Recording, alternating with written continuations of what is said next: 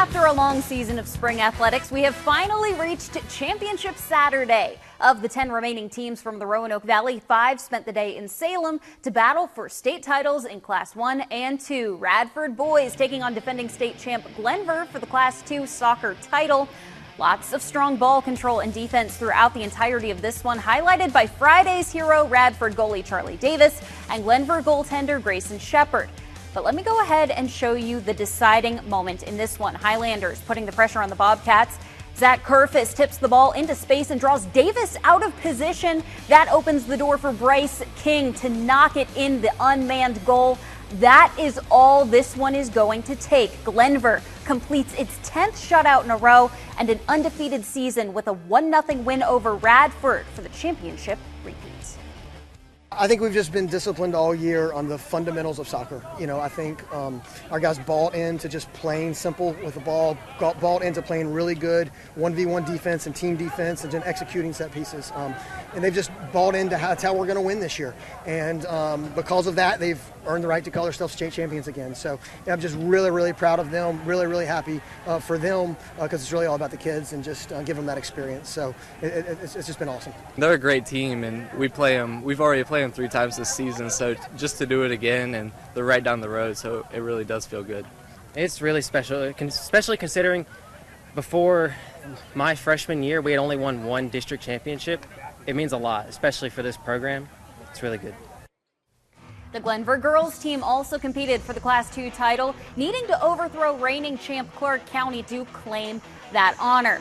There were some close calls in regulation, but neither team would score through the first 80 or any of the 4 overtime periods. So after 100 minutes of play, the Class 2 girls title would be decided by penalty kicks.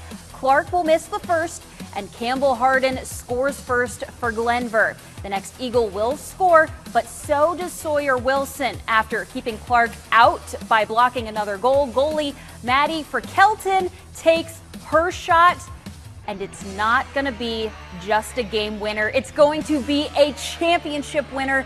Glenver captures the Class 2 championship, winning 4-3 in PKs. A lot of people counted us out today.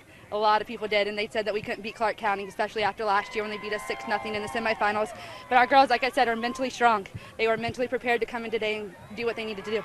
We have fought all year long, right? And the seniors have went through a lot, just adversity this year. And so I think mentally they just knew that they could come in here and win it, and they just wanted to dig deep and find that goal. I was like, just don't miss, don't miss, don't miss, don't miss, because I was really nervous.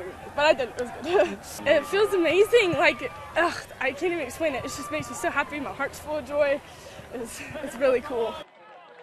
Battling for the Class 1 crown, the Auburn Eagles and Northumberland Indian girls soccer teams went head-to-head at Kerr Stadium. We're starting late in the first half, Indians up 2-1. Here is Katie Light looking to tie this game with a penalty kick, but the shot is wide of the crossbar. At halftime, Eagles trailed by 1. Stacey Lewis would change that for Auburn in the second. She has the ball here and gets it past Northumberland's goalie. Game is tied at 2-2. Less than 9 minutes left. It's Lewis again who finds the back of the net. The senior lands the Eagles their first lead of the game, and they never looked back. Light would score 2 more goals for Auburn, and Grace Harris would land the Eagles' 6th goal of the game. Auburn is crowned the Class 1 state champs, the final 6-2.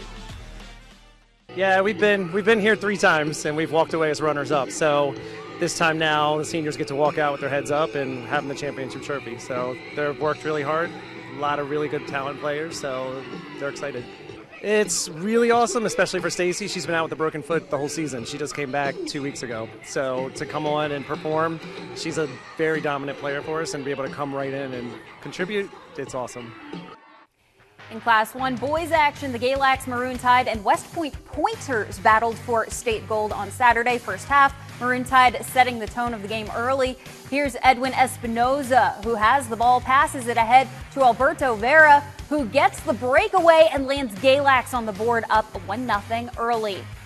And they're going to add to that lead too. Watch as Vera passes to Eddie Arazo. He cashes in Maroon Tide on a roll. It's 2-0. West Point would cut their deficit by 1 here with a successful penalty kick by Elijah Gonzalez, but it wouldn't be enough for the win. Galax keeps the Pointers off the board the rest of the game, securing the Class 1 state title with a 2-1 win over West Point.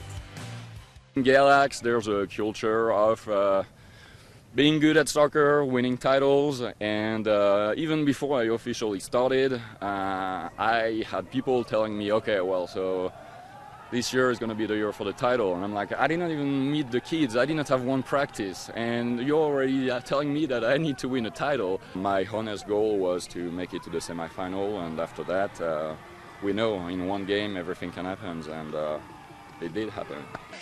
Stay champ. Hey, you already know. Stay champ. They didn't believe in us. They didn't believe in us.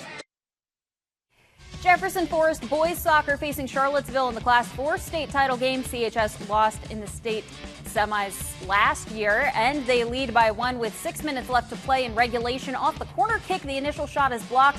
Colin Mason, though, gets the shot off the deflection, and just like that, JF has tied it up 1-1, and the game goes to overtime. 2 to play in OT. Dylan Bazzani on the PK fakes out the keeper with the kick to the right-hand corner. That would be all CHS would need. Jefferson Forest loses its first game of the season in the first overtime period, 2-1 in the state championship game. Liberty Christian Baseball's quest for perfection and a Class 3 state championship came to an end against York. A late game grand slam for the Falcons put this one out of reach. York beats LCA 10-5. Congratulations to Christiansburg softball. For the first time in program history, the Blue Demons are Class 3 state champions after the 6-3 win in 8 innings over Turner Ashby. Jefferson Forest softball finishes in the runner-up position in Class 4. The Cavs fall to Woodgrove 7-0. And Western Albemarle remains the only girls lacrosse team to beat Rockbridge County this season. The Wildcats came up just short in the Class 4 title game, 12-8. That's your look at sports. More news after the break.